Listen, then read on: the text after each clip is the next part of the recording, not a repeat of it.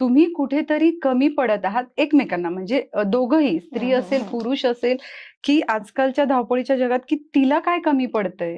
एकदा बसा, संवाद करा. कुठे काहीतरी जाणवलं, की मग लगेच मागे लागून गोष्टी गोळा करणं नको. प्रत्यक्ष विचारा ना त्याला, की "अरे, तुला काय झालं? काही होतंय का?" त्यानी तिला विचारावं, की "काय झालंय?" आपण एका कुटुंबामध्ये राहतो ना, आणि हे नातं इतकं सुंदर आहे, मी तुम्हाला सांगते, पती-पत्नीचं. आणि ते आपण म्हणतो ना, की कैरी असते बाबा, तेव्हा ती आंबट किंवा तुरट, कडवट लागते जेव्हा ती कच्ची असते. आणि जेव्हा ती पक्व होते, तेव्हा तो रसाळ, मधुर आंबा. म्हणजे हे ते नातं आहे, की हळू तुम्ही एकमेकांना समजून घेत जाता आणि मग ते नातं परिपूर्ण.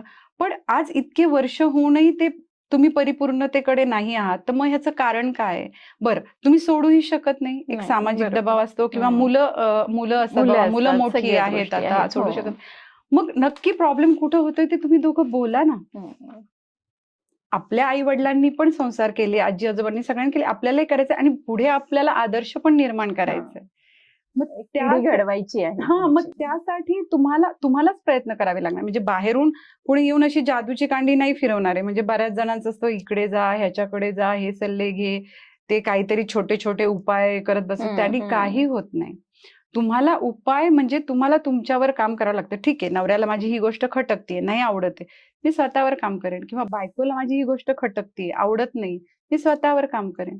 जेव्हा तुम्ही हे ठरवून एक म्हणजे काम कराल, की आपल्याला हा प्रॉब्लेम आहे आणि त्याचं आपल्याला सोल्युशन काढायचंय, तरच ते होणार.